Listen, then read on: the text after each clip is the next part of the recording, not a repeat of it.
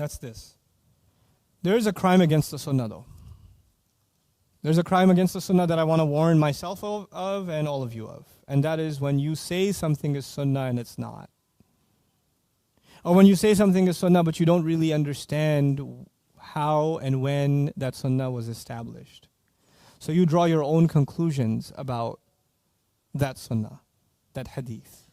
The thing about a Hadith is, for example, that the Prophet ﷺ said it at a certain place. He said it to a certain group of people. He said it to a certain family.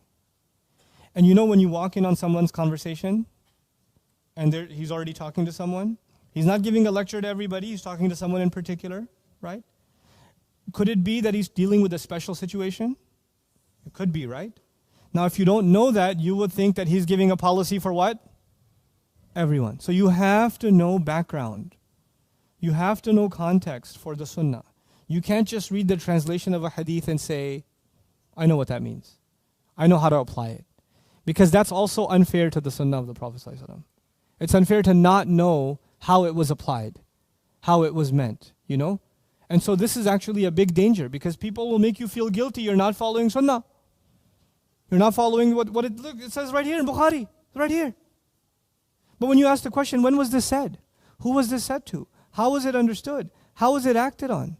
What are the other subject matters on this same hadith? How do you do it? You know, when I got into this subject, I noticed, I don't go on Facebook and Twitter or whatever. I'll just post something beneficial or something, or my team will do it. I don't have time for social media personally. They do a good job, alhamdulillah. I think. I don't know. You know.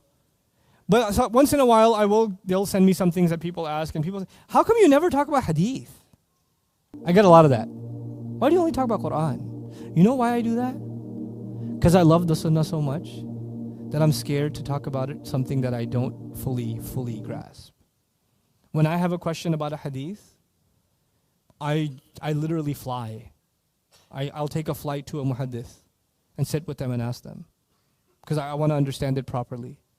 Because it's happened too many times in my own life. When I was learning about Islam, I learned about a hadith, and I sat in a halaqah, and somebody explained it to me, and I thought I knew what it meant, and later on I found out that was completely wrong. It was completely missing the entire context. And I got so scared that I'm gonna hear the messenger's words, and not be able to decipher. You know, Quran studies I've been doing for 15 years, I kind of know what to do. I know which tafasir to go to, which language sources to go to, which books to study. But hadith science is a complicated science. It's a deep science. I don't have the brain cells for it. But there are some people I know that do, alhamdulillah. So I need to take advantage of them. And I do this out of awe and out of appreciation of the people who, they've dedicated 40 years to studying just hadith. That's no small task. And they sit there, and then there are people who've maybe got a copy of, they don't even have a copy of it, they have a Google version of the books of hadith, and now they're ready to own the Sunnah of the Prophet ﷺ. And they compare themselves to these ulama. It's so silly. It's just silly. One of my teachers, one time he said that he was teaching a hadith, and one of those students, was like one of those Google students sitting in the class. He goes, Shaykh, man qala hadha? Who said this hadith? What's your dalil that this is sahih? So the Shaykh says, narrated by so-and-so, son of so-and-so, by so-and-so, and so. You know what happens with the names? So he gives him 20 names off the top of his head. And he goes, is that okay? And the student says, yes. He goes, you idiot, I just named all the students in the class.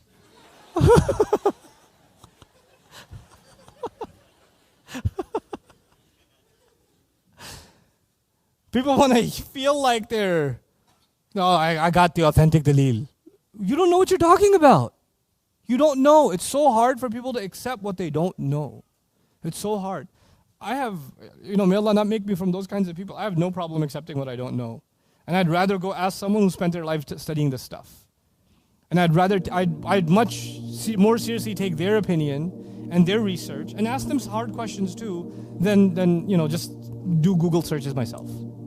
At least, especially when it comes to the Sunnah of the Prophet ﷺ, I think it's a sensitive subject. That's my own view. You don't have to take my view, but that's my own view.